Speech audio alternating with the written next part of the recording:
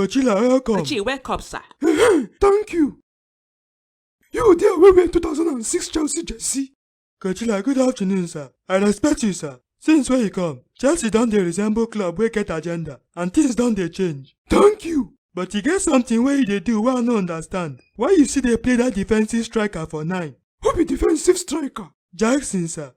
I get my reasons. The boy na good boy. Kochila, we no need good boy o. Nkunku better pass that defender. No be you go tell me wetin to do. Kochi, I respect you, sir. But Chelsea no sabi shoot ball on target. If you give am one-on-one, he go clear ball like say na him be last defender. The boy go improve. Kochila, that boy no fit improve. You need to change am. Shey you dey wear 2006 Chelsea jersey? Why you never change am? Jersey wey senior Yamal. Kochila, no be the same thing na. Before you tell me to change anything, first change your jersey to the current Chelsea jersey.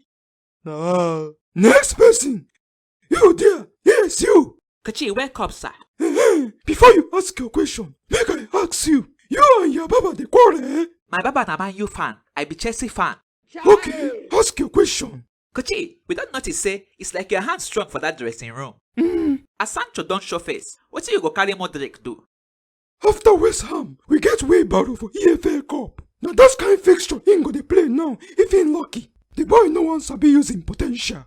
Sir, only you get Netflix and chill. How you want take the rotate your squad? Wetin be Netflix and chill? Neto, Felix and Chilwell. We get plenty competitions. All of them go see match play, especially Netflix. Our people, una well done o. I come tell una about one promo for 1xbet wey dem dey do every week. Dem dey call am 1x free bet. If you gbadu dis promo, wetin you suppose do na to just register for 1xbet with our promo code GNEXT. You go get 300% bonus for your first deposit. Then go the offer page, go press take part. Come play one single game of correct score with at least 3,300 inside any game wey you like from Tuesday to Monday. Once your game finish, dem go give you free bet wey be 100% of your stake amount. Make sure say you dey use sense dey bet o. Good luck.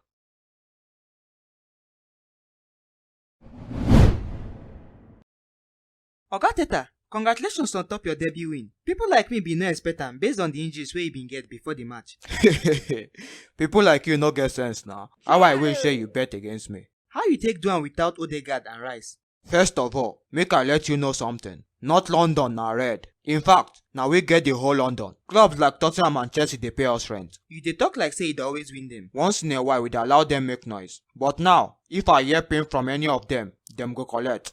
On Sunday, you go carry your ammunition go Etihad. You get anything wey you go fit do to stop Haaland? Haaland na one man. Haaland no be one man no. Shut up! I say Haaland na one man. One man wey dey score 9 goals in 4 consecutive EPL matches. All those teams wey him play against no get defense. Starting from Chelsea. So now you can't get defense.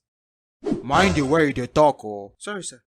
Haaland no be problem. I go chook am for pocket. Okay, but if you waste your resources just to stop Haaland, De Bruyne and him gang go punish you. Wetin be your problem? You want me Man City win me? You bet on top Man City? No sir. Why you can't dey put fear for my mind? I say I go win Man City. If you win Man City, ba, I swear to God, I no go touch woman till I see my great grandfather for 6 feet. Wetin you dey do for here? That one no concern you. No dey give yourself empty hope because you win Postecoglou wey no get mission for this life. Now you can't get mission. I no get job no mean say I no get mission. I just say make I enlighten you. You no fit win City for Etihad with the Haaland current form. Even if Ode and your namesake come back from injury. In fact, even if you use 12 man come play match. Oh yeah, they go your house. Bros, calm down now. You never let you turn your back, start the run, go your house. Okay sir, but if I turn my back, no shoot me or I beg. I no get life or health insurance. No bullet. This guy dey lucky.